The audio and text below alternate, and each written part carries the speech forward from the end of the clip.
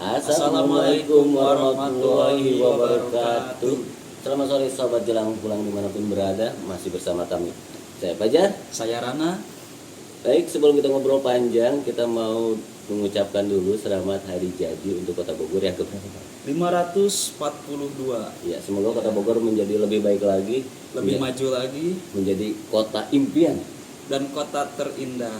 Karena sebelum kita masuk ke pembahasan kita nih di sore hari ini, kita disclaimer dulu. Gimana Pak? Jadi kita di sini bukan ahli ekonomi. Betul. Kita akan membahas tentang rencana finansial. Ya. Sebelumnya kita mau ngobrol dulu buat teman-teman, kita bukan ahli ekonomi, kita mau berubah bahasa. Ya. Tapi ini adalah riset-riset kecil-kecilan kita yang mana ada hal yang menurut kita gawat. Apalagi untuk generasi-generasi yang lebih muda dari milenial, apa? Gen Z. Oh, berarti karena gini. Saya Gen Z. 99 Gen Z masuk. Masuk ya, masih masuk. Masuk Gen Z. Baik, Pak Nana, langsung aja kita masuk ke pembahasan kita. Yang pertama tentang fenomena di sebuah daerah di Indonesia. Ada fenomena apa tuh Pak? Kampung miliarder. Kampung miliarder. Di mana tuh Pak? Pokoknya di salah satu bagian Indonesia. Sengaja kita samarkan, takutnya ada yang tidak berkenan. Oh iya. Langsung aja. Jadi yang kita ambil bukan nama daerahnya, tapi pelajarannya. Iya Pak. Gimana tuh Pak? Singkat ceritanya, warga di sana mendapatkan uang kaget. Uang kaget? Emang uangnya kaget gitu? Enggak. Gimana? Jadi di situ ada program ataupun kalau kata bahasa gampangnya penggusuran. Penggusuran untuk proyek minyak dan gas. Oh, yang Pertamina itu ya Pak? Pasti Pak Randa juga riset ya, maksudnya pernah baca-baca atau pernah lewat itu kejadian beberapa tahun yang lalu, yang mana singkatnya orang-orang di sana itu dapat uang yang sangat besar. Iya. Ya, paling kecil 8, paling banyak ada yang berapa? Itu miliar ya? 8 miliar. Dikira 8.000 itu. Miliar. Oh, 8 miliar. 8 miliar yang mana mungkin karena kaget, jadi masyarakat di sana semuanya nggak tahu kompak atau serempak itu beli mobil. Mobil apa tuh Pak? Mobil yang kurang bagus sampai yang bagus ada di sana. Waduh. Pokoknya mereka ketika dapat uang itu kaget dan berfoya-foya. Singkat cerita, ini kita langsung aja. Beberapa tahun kemudian, ini yang ironisnya. Apa tuh Pak? Orang yang kemarin miliarder itu pada titik tertentu mereka bingung untuk cari makan di mana. Walah. Ya kan? Karena kalau kita lihat ini mereka kehilangan mata pencahariannya. Mereka kaget dengan uang yang mereka dapat besar itu mau dikemanakan. Nah di sini juga yang akan kita jelaskan bagaimana kita bisa memilah kebutuhan kita, mana yang kebutuhan, mana yang keinginan, mana yang menghasilkan uang atau yang tidak menghasilkan uang. Atau menghabiskan uang untuk berbiaya. Iya. Gimana Pak? Nah ini kalau kita langsung menyambung pada diri saya, banyak sekali penyesalan saya di masa muda yang mana finansial saya itu tidak ada plannya atau ada rencananya. Dan ketika kita kemarin aku baca-baca semalam itu ada masukan bahwa ternyata finansial itu harus kita rencanakan dari sedini mungkin. Iya.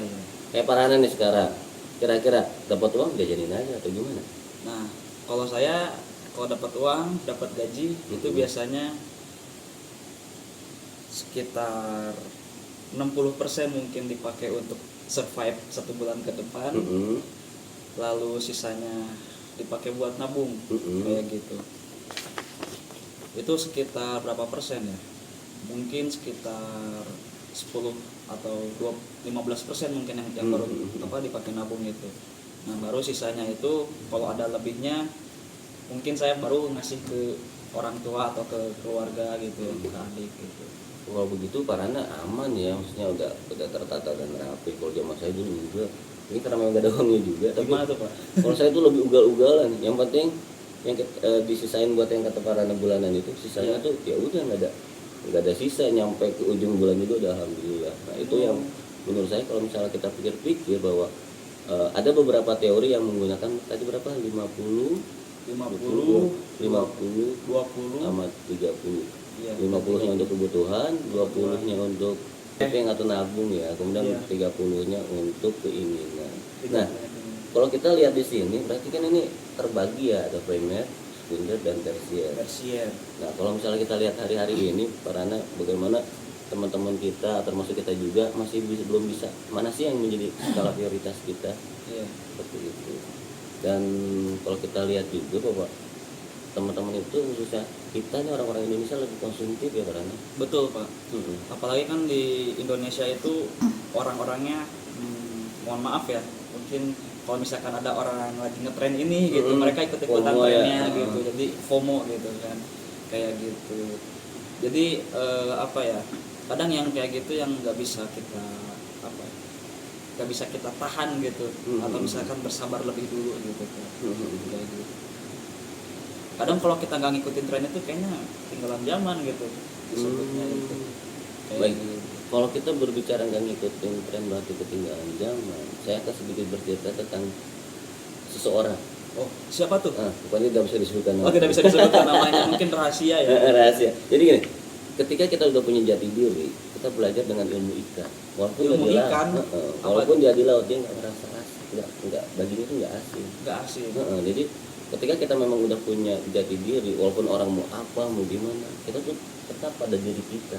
Dan menurut aku ya, ketika orang menempelkan benda-benda mahal pada dirinya, itu menunjukkan begitu murah dirinya. Tapi ikan asin Pak. Oh itu beda lagi. Itu beda lagi. Prosesnya ya. Beda prosesnya. Mematahkan argumen-argumen. Gak mau, itu bercanda Oh, iya. dikit, biar gak tegang. Iya, biar lanjut Pak, lanjut. Iya, aku pernah waktu itu dengar motivasi dari Mario Teguh. Pernah lihat mobil Ferrari? Ferrari? Iya pernah. Ferrari butuh spotlight gak untuk memperindah ke Ferrari? Enggak. Ferrari itu cukup lambangnya. Oh iya, lambangnya aja ya. Itu udah cukup bahwa itu Ferrari. Oh iya, kan dia kan punya brand besar gitu ya. Mahal gitu. Nah begitu juga dengan diri kita. Ketika branding kita udah jadi di diri kita, apapun yang dipakai sama kita kelihatannya bagus. Betul. Coba Parana lihat tokoh-tokoh yang ada di Indonesia, apapun yang dia kenakan itu terlihat bagus, terlihat mahal, karena yang dia lakukan bukan membeli barang mahal, tapi buat dulu dirinya menjadi mahal. Nah, berarti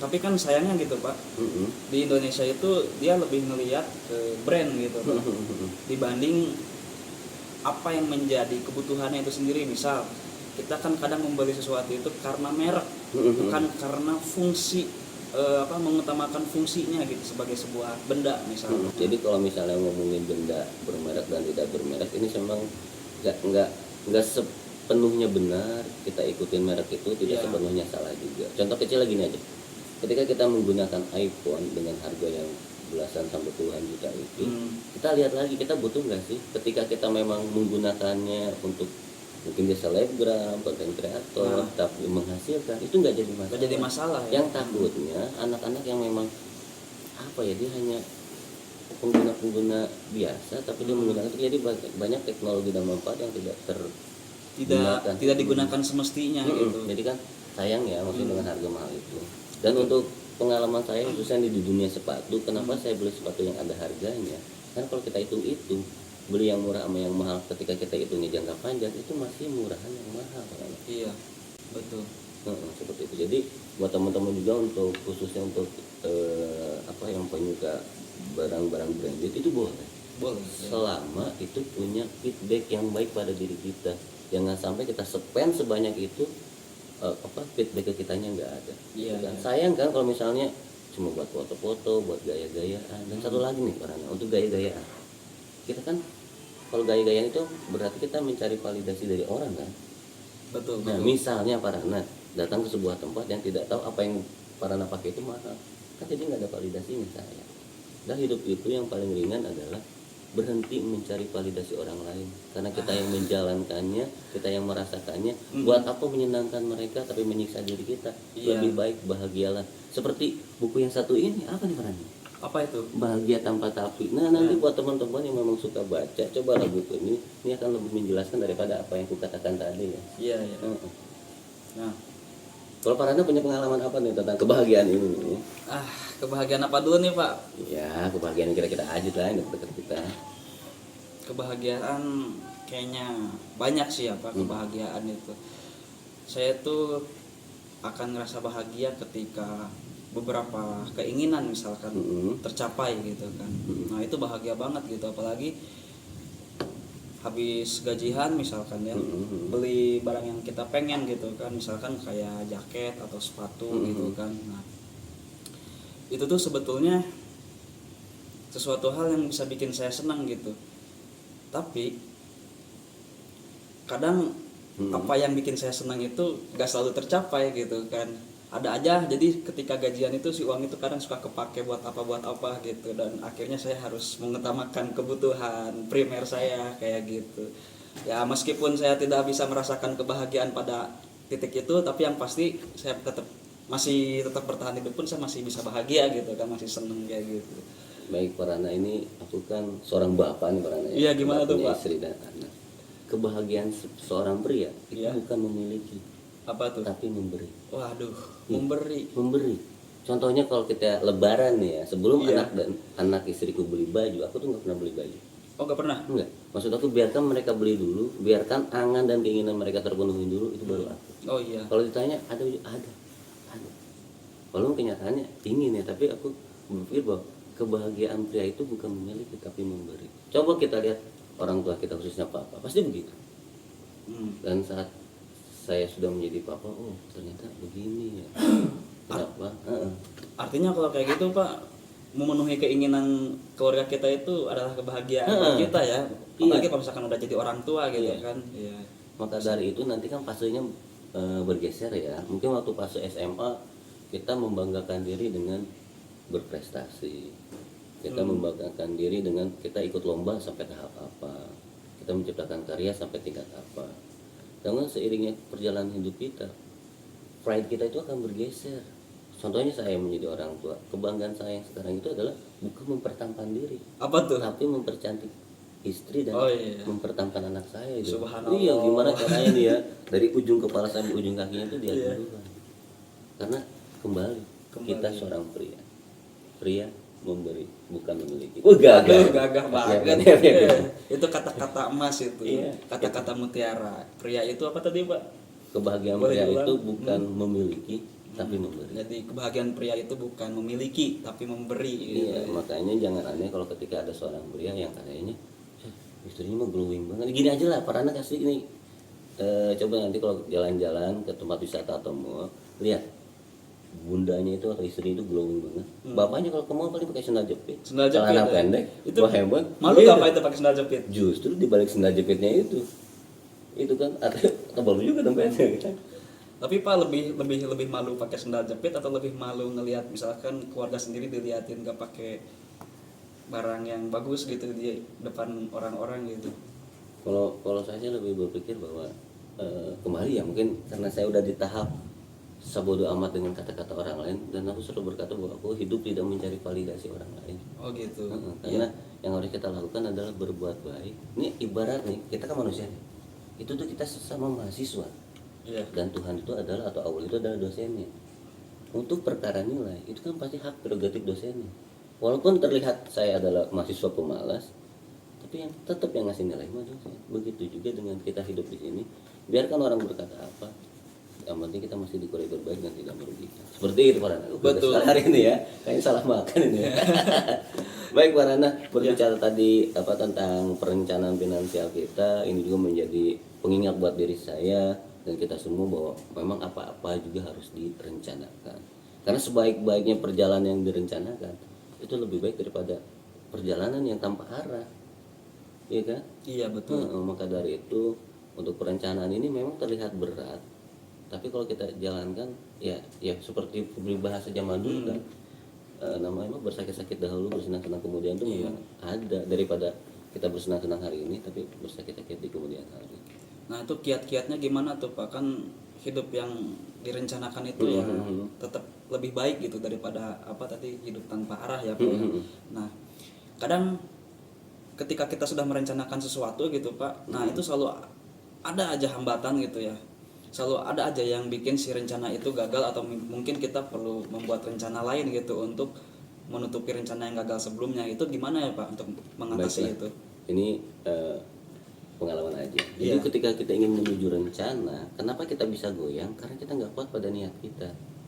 Kenapa niat kita bisa goyang? Karena kita masih takut untuk berbeda dengan orang lain. Misalnya dengan seusia saya hari ini harus, kalau orang kebanyakan tuh punya ini.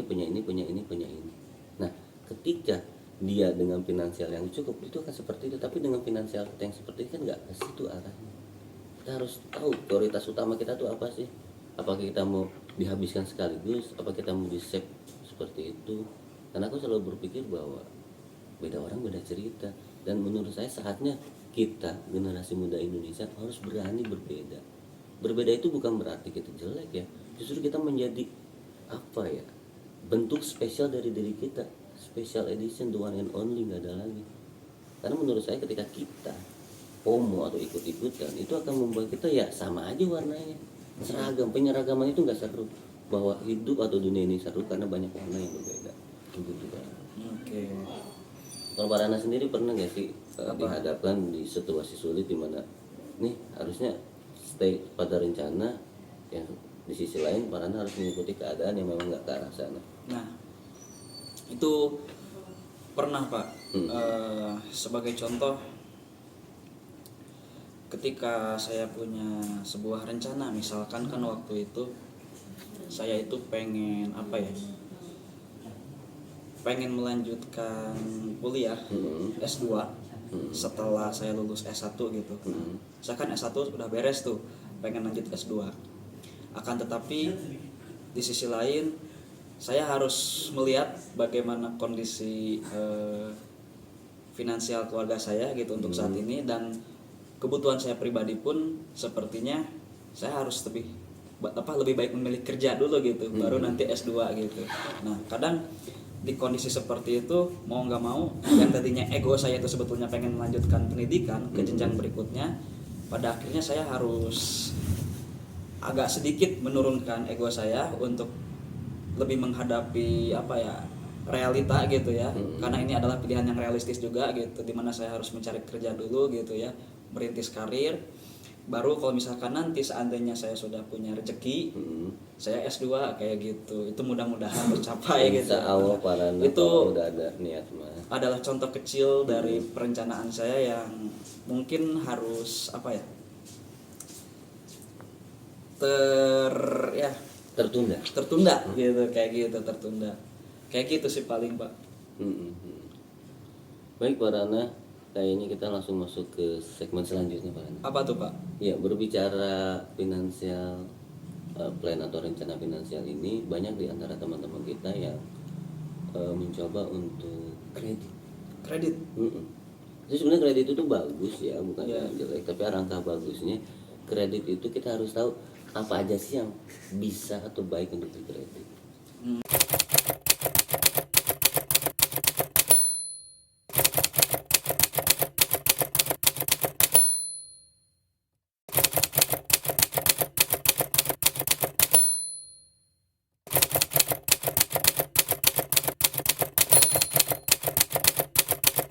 Jadi kesimpulannya Farhana, di antara rumah, mobil dan motor yang paling worth it adalah rumah.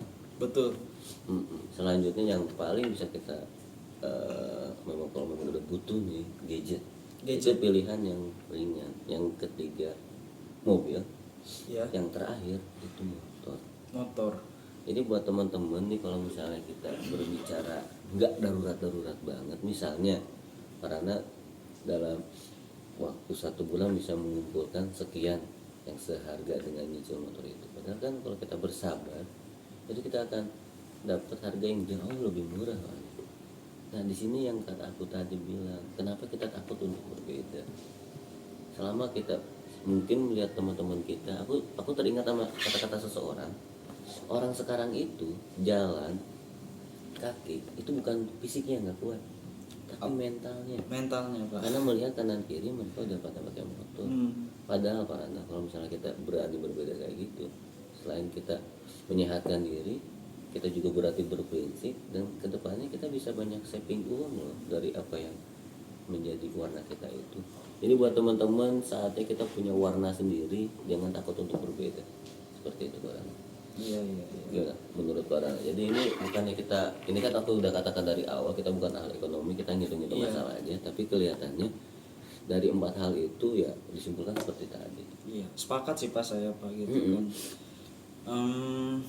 Ya memang kan kredit itu kan disesuaikan dengan kemampuan nasabahnya ya. Dan terkadang kredit itu dianggap menjadi solusi untuk memenuhi kebutuhan, padahal kalau memang nggak butuh banget itu bisa kita tunda tadi kata Pak Rana kan. Artinya kita harus terlebih dahulu mengenal dampak risikonya ya Pak, iya. sebelum kita mengambil sebuah kredit gitu kan. Iya. Kayak gitu. Bukannya kita tidak pro dengan finance, tapi kita hanya mengedukasi teman-teman bahwa ternyata kalau kita bersabar nih, dengan kata kunci sabar dan berani berbeda dengan yang lain, oh ternyata kita bisa menghemat banyak uang. Iya. Dan banyak juga manfaatnya. Aduh maaf ya teman-teman, saya lagi pilek juga. Oh, lagi sakit Pak. Jadi kurang sehat, tapi episode kita harus terus tayang karena gimana juga menuju proses yang luar biasa kan diawali dari yang hal-hal kayak gini. Dan saya selalu bilang sama Pak Rana jangan nunggu bagus, kita jalan terus aja. Dan tentunya kita juga ingin mengucapkan terima kasih buat teman-teman yang udah support kita. Betul sekali. Tadi video pertama, video kedua ternyata ada yang nonton kan. Ada yang nonton ya, gak nyangka. Katanya itu butut ya, itu jelek banget. Dan yang buat teman-teman juga yang mungkin saat ini mau melakukan sesuatu, sebenarnya mau melakukan sesuatu itu bukan menyelesaikannya yang sulit karena, tapi mengawalinya. Itu betul. kata-kata dosen skripsi aku, dan dia bilang bahwa nulis skripsi itu bukan susah menyelesaikan skripsinya, tapi susahnya itu memulainya. Karena kenapa? Karena ketika kita sebelum mulai kita langsung overthinking ya. Ya kita aja lah, contohnya ini podcastan ini kita mikirnya gimana. Karena kalau kita jalanin ya udah sih ngomong-ngomong aja gitu. Ada baiknya silakan diambil, buruknya jangan diambil, karena kita mah apa tuh ya. Kita mah dari sini ngobrol santai aja ya Pak ya. Gak ada hal yang serius banget gitu kan. Dan ini juga buat teman-teman nih, khususnya di masa itu Kota Bogor ya, teman-teman guru, ayolah kita ngobrol-ngobrol santai aja, jangan terlalu dipikir serius, karena ini kan hanya ya kembali kepada awal terbentuknya podcast ini, yang ngobrol santai aja bareng. Iya, karena kan ini awalnya emang iseng-iseng ya Pak, buat mengisi waktu luang gitu menjelang pulang kerja gitu ya Pak. Iya, pulang kerja, pulang sekolah gitu. Nanti juga, dan untuk informasi nanti juga ada beberapa teman-teman dari eskul yang mau ikut sama kita Pak. Kapan tuh Pak? Kayaknya nanti kan nunggu ujian dulu. Nunggu ujian dulu. Mudah-mudahan pada ujiannya lancar, nilainya pada keluar, dapatnya bagus, dan semuanya naik kelas. Amin. 11 ke 12, 10 ke 11. Dan semoga ini juga bisa memberikan pelajaran buat siswa-siswi kita bahwa enggak langsung di tangga tinggi gitu, kita harus berani merayap dari bawah. Iya. Oke, closing statement Pak Rana, ada yang mau disampaikan tentang apa yang kita bahas hari ini? Kalau dari saya sih sedikit aja mungkin ya.